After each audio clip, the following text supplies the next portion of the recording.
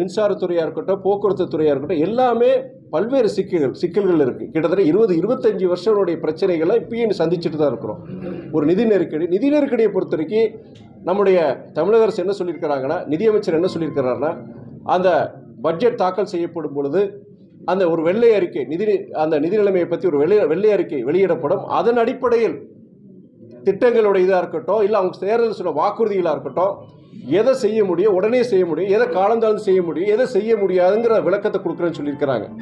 மின்சாரம் சம்பந்தமான பிரச்சனைகள் அது நீங்கள் பார்த்துருப்பீங்க, சமீபத்தில் ரொம்ப இதாக இருந்தது. என்னுடைய கருத்து என்னென்னா, மின்சாரம் அங்கங்கே இங்கே அது பவர் கட் ஆகும்போது இது எதனால வருது பிரச்சனை? இது பவர் ப்ரொடக்ஷனில் உற்பத்தியில் வர பிரச்சனையா, இல்லை மின் பகிர்மான டிஸ்ட்ரிபியூஷன் வர பிரச்சனையா? அதுக்குண்டான ஆய்வு அரசு உடனடியாக செய்ய வேண்டும். அதில் அதுக்கு காலம் தாழ்த்தக்கூடாது. அப்போ இந்த பிரச்சனைக்கு என்ன தீர்வு? ஏன்னா இது மின்சாரங்கிற ஒரு அத்தியாவசியமான ஒரு பிரச்சனை. இது நம்ம நான் சொல்கிற மாதிரி 6 மாதம், அதுக்குலாம் 6 மாதம் அதெல்லாம் கிடையாது. குற்றம் நடக்குதா, பிரச்சனை நடக்குதா, 24 மணி நேரம் 42 மணி நேரம் இந்த அரசாங்கம் கைது செய்யப்படுறாங்க. அந்த குற்றவாளிகள் மேலே நடவடிக்கை எடுக்கிறாங்க.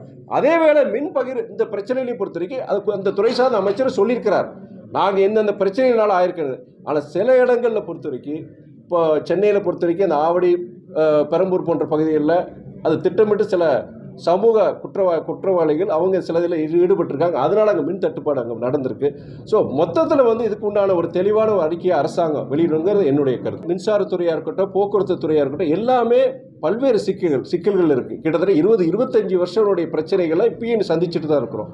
ஒரு நிதி நெருக்கடியை பொறுத்த வரைக்கும் நம்முடைய தமிழக அரசு என்ன சொல்லியிருக்கிறாங்கன்னா, நிதியமைச்சர் என்ன சொல்லியிருக்கிறாருன்னா, அந்த பட்ஜெட் தாக்கல் செய்யப்படும் பொழுது அந்த ஒரு வெள்ளை அறிக்கை அந்த நிதி நிலைமையை பற்றி ஒரு வெள்ளை அறிக்கை வெளியிடப்படும். அதன் அடிப்படையில் திட்டங்களோட இதாக இருக்கட்டும், இல்லை அவங்க தேர்தல் சொன்ன வாக்குறுதிகளாக இருக்கட்டும், எதை செய்ய முடியும், உடனே செய்ய முடியும், எதை காலந்தாழ்ந்து செய்ய முடியும், எதை செய்ய முடியாதுங்கிற விளக்கத்தை கொடுக்குறேன்னு சொல்லியிருக்கிறாங்க. மின்சாரம் சம்பந்தமான பிரச்சனைகள் அது நீங்கள் பார்த்துருப்பீங்க, சமீபத்தில் ரொம்ப இதாக இருந்தது. என்னுடைய கருத்து என்னென்னா, மின்சாரம் அங்கங்கே இங்கே அது பவர் கட் ஆகும்போது இது எதனால வருது பிரச்சனை? இது பவர் ப்ரொடக்ஷனில் உற்பத்தியில் வர பிரச்சனையா, இல்லை மின் பகிர்மான டிஸ்ட்ரிபியூஷன் வர பிரச்சனையா? அதுக்குண்டான ஆய்வு அரசு உடனடியாக செய்ய வேண்டும். அதில் அதுக்கு காலம் தாழ்த்தக்கூடாது. அப்போ இந்த பிரச்சனைக்கு என்ன தீர்வு? ஏன்னா இது மின்சாரங்கிற ஒரு அத்தியாவசியமான ஒரு பிரச்சனை. இது நம்ம நான் சொல்கிற மாதிரி 6 மாதம், அதுக்குலாம் 6 மாதம் அதெல்லாம் கிடையாது. குற்றம் நடக்குதா, பிரச்சனை நடக்குதா, 24 மணி நேரம் 42 மணி நேரம் இந்த அரசாங்கம் கைது செய்யப்படுறாங்க. அந்த குற்றவாளிகள் மேலே நடவடிக்கை எடுக்கிறாங்க. அதே வேளை இந்த பிரச்சனைகளை பொறுத்த வரைக்கும் அதுக்கு அந்த துறை சார்ந்த அமைச்சர் சொல்லியிருக்கிறார், நாங்கள் எந்தெந்த பிரச்சனைகளால் ஆயிருக்கிறது. ஆனால் சில இடங்களில் பொறுத்த வரைக்கும், இப்போ சென்னையில் பொறுத்த வரைக்கும் அந்த ஆவடி, பெரம்பூர் போன்ற பகுதிகளில் அது திட்டமிட்டு சில சமூக குற்றவாளிகள் அவங்க சில இதில் ஈடுபட்டிருக்காங்க. அதனால் அங்கே மின் தட்டுப்பாடு அங்கே நடந்திருக்கு.